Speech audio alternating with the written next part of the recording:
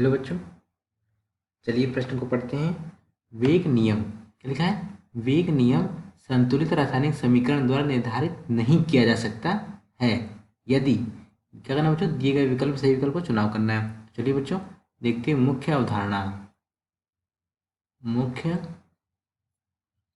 अवधारणा देखो, जो प्रश्न में एक लाइन लिखी, क्या लिखी? वेग नियम। पहले हम समझते हैं कि वेग नियम क्या होता है। मान लेते हैं हमारे पास बच्चों को एक अभिक्रिया A plus small B capital B. ये बच्चों क्या दे रहा है अभिक्रिया करके? ये दे रहे हैं ये स्मॉल डी और कैपिटल डी। बच्चों ये small C capital C plus small D capital D बच्चों क्या है? दे रहे हैं। अब बच्चों ये जो स्मॉल वाले क्वांटिटी है, ये क्या है? स्मॉल वाले ये हमारे गुणांक है। इससे क्या है? ये अभिकारक है, गुणांक, यानी कि ये क्या है? जो इनके अणु इनके गुणांक हैं। अब इनके लिए अगर रेट ला का एक्सप्रेशन लिखें, क्या लिखें?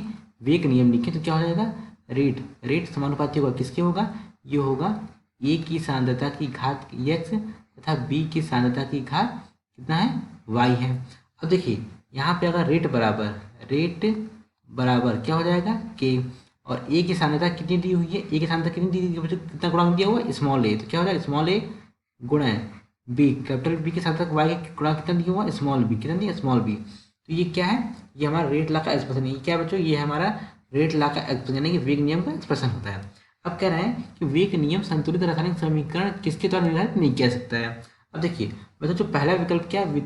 यदि व्युत्क्रम अभिक्रिया सम्मिलित होती है तो उसके लिए क्या हम वेग नियम निकाल सकते हैं? नहीं, उसके लिए हम वेग नियम नहीं निकाल सकते। जैसे जैसे क्या है देखिए, जैसे कि हमारा ए प्लस बी और ये किसमें परिवर्तित हो रहा है? ये परिवर्तित हो रहा है सी प्लस डी में। तो बच्चों ये कैसी अभिक्रिया? रिवर्सिबल अभिक्रिया, यानी उत्क्रमणीय अभिक्रिया, व्युत्क्रम अभिक्रिया है। तो इसके लिए हम वेग नियम नहीं निकाल सकते। ये वाला कथन हमारा क्या है? गलत है, यानी नहीं निकाल सकते हैं।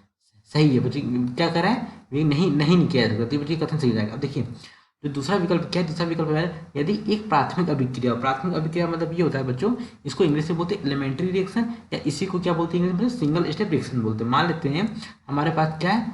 O2 plus F2। ये हमें क्या दे रहा है? ये हमें O2 प्लस F2 विजित हो रहा है। अगर इसके लिए हम क्या करते हैं? रेट ला निकालें तो क्या हो जाएगा? के O2 F2 की सांद्रता की घात क्या हो गया? एक हो गया। तो इसके लिए बच्चों ऐसे रिएक्शन के लिए प्राथमिक अभिक्रिया के लिए क्या कर सकते हैं? एक्सप्रेशन निकाल सकते हैं। देखिए जैसे ये है 2HI है, तो ये किससे परिवर्तित हो रहा है?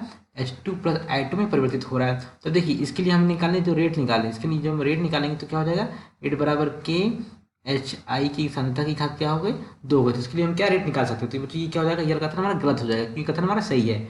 अब तीसरा विकल्प क्या है? यह प्राथमिक अभिक्रियाओं की यदि यह प्राथमिक अभिक्रियाओं की एक श्रृंखला। बच्चों ये प्राथमिक अभिक्रिया है, इनके क्या कई सारे स्टेप एक साथ हो, यानी स्टेप 1 स्टेप 2 स्टेप 3 मिलके एक अभिक्रिया हो रही हो। तो ऐसी अभिक्रिया को क्या हम रेट ला निकाल सकते नहीं निकाल सकते? तो बच्चों ये वाला कथन भी हमारा क्या हो जाएगा? सही हो जाएगा। अब देखिए कोई भी अभिक्रिया क्या अधिक में हो, क्या हो? कोई भी अभिक्रिया अधिक में हो।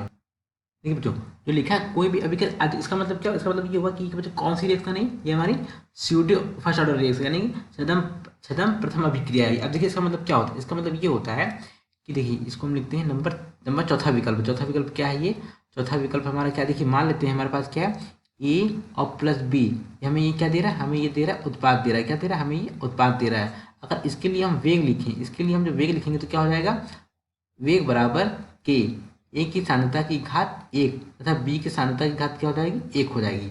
हाँ, अब ये देखिए अगर मान के चलते हैं इसके लिए हमने वेग लिख लिया, लेकिन अगर हमने इसमें क्या कह रहा है कि यदि कोई भी अभिक्रिया अधिक में हो। अब अधिक में होने का मतलब ये हो गया ए और प्लस बी हमें उत्पाद तो दे रहे हैं, उत्पाद क्या कर? उत्पाद तो हम दे रहे हैं, लेकिन यहाँ पे जो ए की मात्रा हमने कितनी ले ली? ए की मात्रा हमने अधिक में ले ली। किस में ले ली? ए की मात्रा हमने अधिक में ले ली। और जब हमने ए की मात्रा यहाँ पे अधिक में ले ली, इसका मतलब क्या? वो मान चलते हैं कि हमने 10,000 ग्राम ली। कितनी ली? 10,000 ग्राम ली। और इसकी कितनी? इसकी ले ली हमने 10 ग्राम ले ली, 10 ग्राम ले ली। अब देखिए इसके सामने बच्चों मात्रा किसकी ज़्यादा है? मात्रा ए की मात्रा ज़्यादा है। तो हमें किसका पता नहीं चलेगा कि कितना अमाउंट खत्म हुआ है? ए का। तो बच्चों ए की मात्रा बहुत ज़्यादा है। अब बी तो बच्चों खत्म हो जाएगा तो हमें पता चल जाएगा हाँ ये तो 10 ग्राम था खत्म हो गया, लेकिन ए के बाद हमें पता नहीं चलेगा। क्यों? इसका अमाउंट बहुत ज़्यादा है। तो ऐसी अभिक्रिया के लिए जब अभिक्रिया का कोई एक अणु, अभिक्रिया का अभिकारक कोई एक अणु क्या हो जो अधिक में हो, तो ऐसे के लोगों के लिए हम ऐसे ऐसी अभिक्रिया के लिए क्या करें? वेग नियम, यानी कि रेट ला नहीं निकाल सकते। क्या? रेट ला नहीं निकाल सकते हैं। अगर मान चलते हैं रेट ला हम लिखें, रेट ला अगर हम लिखेंगे यहाँ पे तो क्या हो जाएगा? देखिए वेग नियम, इसी को क्या बोलते हैं? वेग। अगर लिखेंगे तो क्या हो जाएगा? के ए की सांद्रता की घात 0, क्योंकि वजह इसके लिए क्या है? एक्सप्रेशन क्या है कि इसके लिए जीरो हो जाएगी, क्या हो जाएगी, जीरो हो जाएगी। तो इसके लिए हम क्या लिखते हैं, रेट नाम नहीं लिख सकते हैं।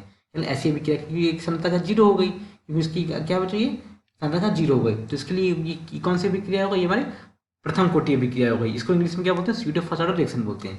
तो ऐसी अभिक्रिया के लिए हम वेग नियम नहीं ज्ञात कर सकते, यानी कि हमारा जो चौथा विकल्प क्या है, पहला विकल्प भी हमारा सही है। तो प्रश्न में क्या था, निर्धारित नहीं किया। तो दिए गए विकल्प में कौन सा विकल्प सही बच्चों, विकल्प ए, विकल्प सी और विकल्प डी।